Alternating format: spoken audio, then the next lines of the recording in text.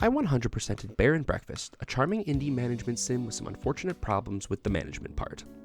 The basis for this game is right in the name. You're a bear named Hank who runs multiple bed and breakfasts, thus Bear and Breakfast. The game itself is quite clever, blending fun storytelling, which I definitely paid attention to and did not skip the dialogue, and money making in the form of guests who stay at your inns. Most of the completion of this game comes in the form of just actually playing the game. The Steam achievements basically guide us through the game by encouraging perfect reviews from guests, finishing all the quests related to the locations, and earning a certain amount of money.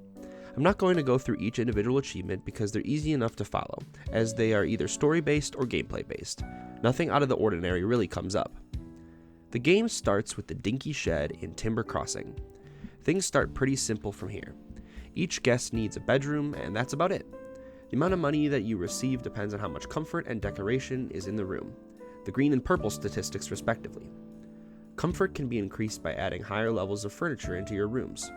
The more you progress, the higher level of furniture recipes that you will attain. To craft these, you need materials that Hank can collect from anywhere around the world. Pro tip: collect everything everywhere. This will prevent you from having to search for materials later, which can be a pain because once you collect the materials from an area, you have to wait over 24 in-game hours for them to respawn. Decoration can be improved by buying furniture from Took's Garbage. Guests rudely leave behind trash all over the place when they stay.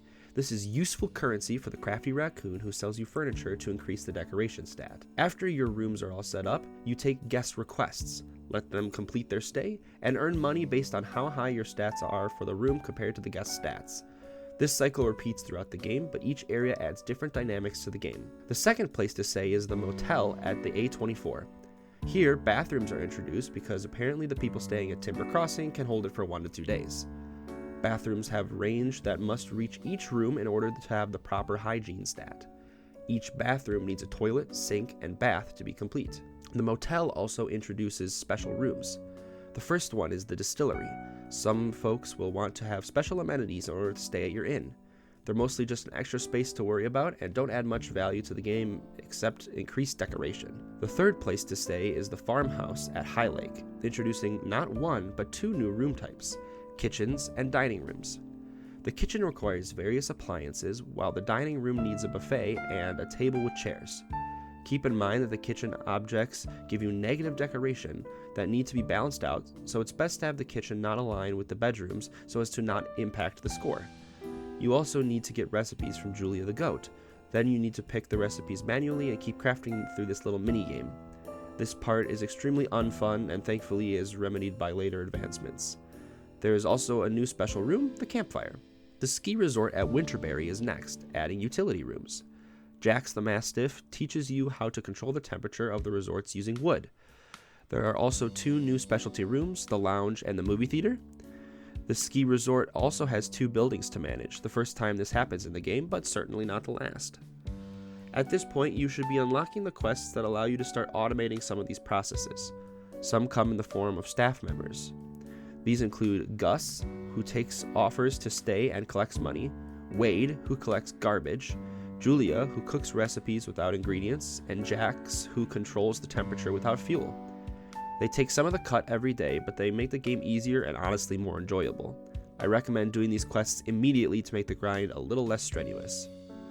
Pinefall is the final place to manage, and it has a whopping 3 buildings to prepare. You also need every single special room to be included, including the new museum. Other than that, it's the same old process as before. By this point, you might find yourself in the groove of the game, having your resorts automated, completing all quests.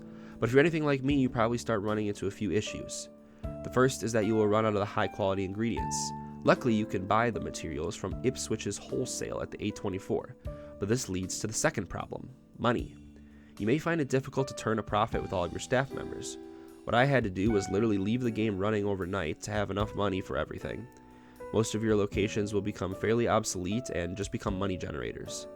There's really not a lot of incentive to go back and upgrade the rooms once you've completed the quests for that area, so save your materials and money for the newest location you have. Then there's the third and final problem. Bear and Breakfast has an inherent best layout. There's no real reward trying out different combinations of rooms and decorations, as any experimentation will be inherently less profitable to the ideal layout. So it is best to just look it up, which does take a lot of fun out of the game. The only other piece of this game is the quest lines. There are several quest lines to follow to get all the achievements, but I will be completely honest, there was too much dialogue for me and I stopped paying attention. All of the quests are just fetch quests anyway, so they lose a lot of my interest. So in the end, Bear and Breakfast is a cute game that honestly fell short for me. About halfway through, I lost all momentum and it just felt like a grind. The story was too wordy and did not grab my attention. Would I recommend this game? In the end, that's up to you. I don't want to dog on a well-crafted game. It just wasn't for me, and it paled in comparison to other cozy games I've played. Thus, I leave it up to you if you want to partake. And there you have it.